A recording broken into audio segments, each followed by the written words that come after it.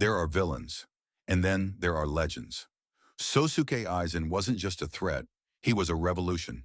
A man who stood above captains, hollow kings, and even the gods of Soul Society. He manipulated allies, bent reality, and ascended beyond mortality. But for all his power, for all his intelligence, Aizen still fell. How? Why? Was his defeat an accident, or was it inevitable? Today, we uncover the fatal mistakes that led to the downfall of one of anime's most legendary villains. Aizen's overconfidence, the fatal flaw.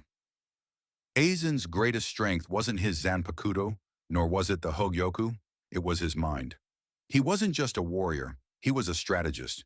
He played chess while everyone else played checkers. For over 100 years, he manipulated the Soul Society from the shadows, orchestrating every event to serve his grand design. He chose the Espada, he controlled the battles, and he ensured every enemy played directly into his hands. But his intelligence wasn't the only thing that defined him. It was also his greatest weakness. Aizen believed himself to be untouchable, a being beyond comprehension, and that belief made him blind. The Espada, pawns, not partners.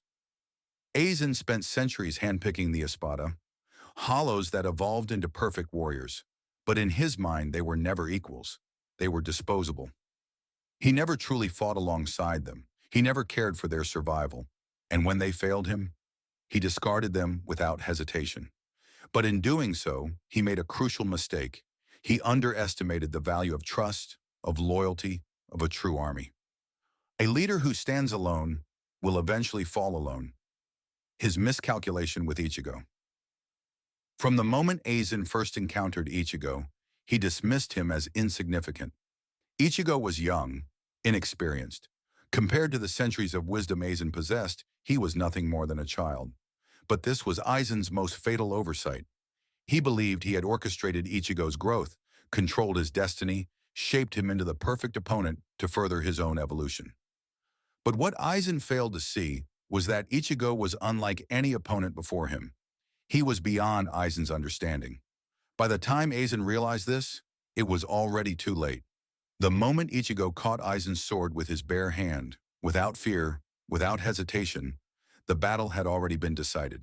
The Hōgyoku, the power that betrayed him. The Hōgyoku, an artifact beyond mortal understanding. Aizen believed it obeyed his will, that it would evolve him into the perfect being, an existence beyond the limitations of soul reapers, hollows, or even gods. But what he never realized was that the Hōgyoku wasn't granting him power. It was reacting to his deepest, most unconscious desires. Aizen thought he was in control, but in truth the Hōgyoku was responding to his own doubt, his own fear of defeat, his own subconscious insecurity. He wanted to ascend, but deep down, he feared that he couldn't. And so, in his final moments, the very power he sought to master turned against him, stripping him of his godhood, reducing him to what he feared most, weakness. Aizen's isolation, no true allies. Great leaders inspire loyalty. True rulers command devotion. But Aizen? He ruled through fear. He used manipulation, deception, and absolute power to control those around him. And in doing so, he ensured that when the time came, he would stand alone. Unlike other legendary villains, like Ichigo, who built an empire, or Madara, who united a cause, Aizen had no one. His subordinates feared him. His allies resented him. Even those closest to him, Gin and Tosen, had their own hidden agendas. Gin's betrayal, the moment Aizen lost Gin Ichimaru, was Aizen's closest ally, his right-hand man, the one person he believed was loyal. But in truth, Gin was waiting, watching, planning his betrayal for decades. And when the moment came, he struck.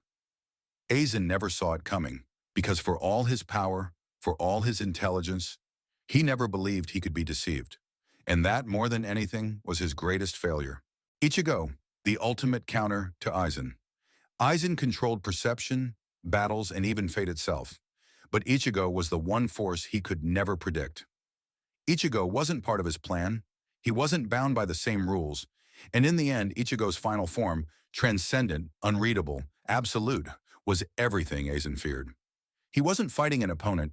He was fighting something he couldn't control. And so in the end, he lost. Stripped of his power, defeated not by an enemy's strength, but by his own arrogance. Sōsuke Aizen was one of the most brilliant, powerful, and fearsome villains in anime history. But his downfall wasn't due to lack of power. It wasn't because he was outmatched in battle. It was because, in the end, he was human. He believed himself invincible. He believed himself beyond weakness. But that very belief was what led to his fall. And so, the question remains, was Aizen truly defeated by Ichigo? Or did he, in his own way, defeat himself? Let's discuss in the comments. Could Aizen have won? Or was his fate sealed from the very beginning? Don't forget to like, subscribe, and hit the bell for more anime breakdowns. And until next time, stay legendary.